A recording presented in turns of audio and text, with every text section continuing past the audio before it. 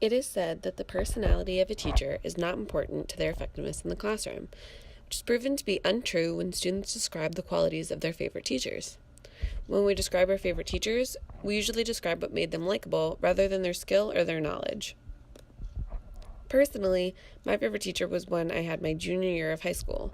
He was a psychology teacher and was a shorter man with a long beard who wore Teva sandals year-round. He had a different approach to teaching by using a flipped classroom than the other teachers at my school did, and he had a love for his job and students that was unrivaled. Everyone that walked into his classroom, from his own students to fellow teachers and administrators, were treated with respect. In class, he showed a level of caring for his students unlike any other teacher, leaving notes on desks to inquire about our well-being rather than calling everyone out in front of their classmates and potentially embarrassing them.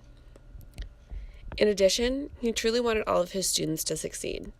I can recall one particular lesson that I struggled greatly with, in which he stayed 2 extra hours after the end of the school day to help me better understand the material, while other teachers wouldn't even stay later than their scheduled once-a-week hour-long after-school period.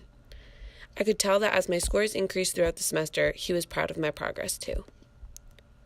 After handing back the exams, he would often call those who did not do well into a private room and give them a chance to fix the questions that they got incorrect to give them half their points back.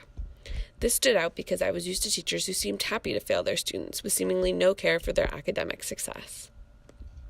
He also used positive reinforcers, which was something we learned about in psychology, by giving out 1 extra credit point for exceptional answers that we had to his in-class questions. Not only did it feel good to be acknowledged for what you did know, it also encouraged us to participate more. This was also my first experience with a flipped classroom model in high school, which I was sure I would end in failure. With taking notes in class and then having an assessment on the material and repeating, that's what I was used to.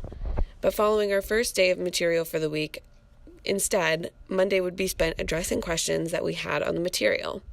We would then spend the remainder of the week doing activities with others to further enhance our knowledge in that subject area through projects like making 3D brains and creating and pursuing our own psychological research projects. I still remember so much of what he taught me, which extends further than just the classroom material. Something I still use when I'm taking tests is something that he always told us before he handed them out on Friday: to go with our gut and to not second-guess our questions' answers, because more often than not, our gut was right. By having a genuine, caring, and intelligent teacher, it really makes the difference from having a cold and unenthusiastic teacher that has no interest in their students' lives. As we saw in class, the overwhelming majority of our favorite teachers' descriptions fell under the attitude category, with less than 35% of answers falling under skill or knowledge. However, it's also important for teachers to have a great wealth of knowledge. Although we are less reliant on teachers to provide us everything we need to learn today because of our access to the internet, they do still facilitate an outline for what we should learn and provide us with the resources to further our learning at home.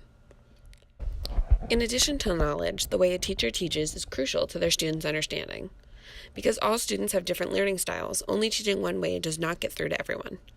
By incorporating different lessons and having students prove their understanding in different ways ensures equal opportunities for everyone to succeed.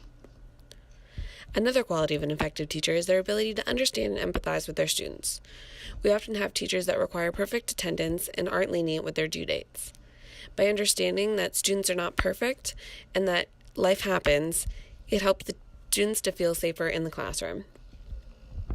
In conclusion, we can see that there are many different aspects and qualities that qualify a teacher as being effective. Not only can these qualities vary from teacher to teacher, but they can also totally depend on who the student they're teaching is. Some might love them, and some might think they're the worst. By catering to a wide variety of learning styles, being understanding, kind, and passionate, you are sure to be an effective teacher. But just remember, not everyone's going to love you.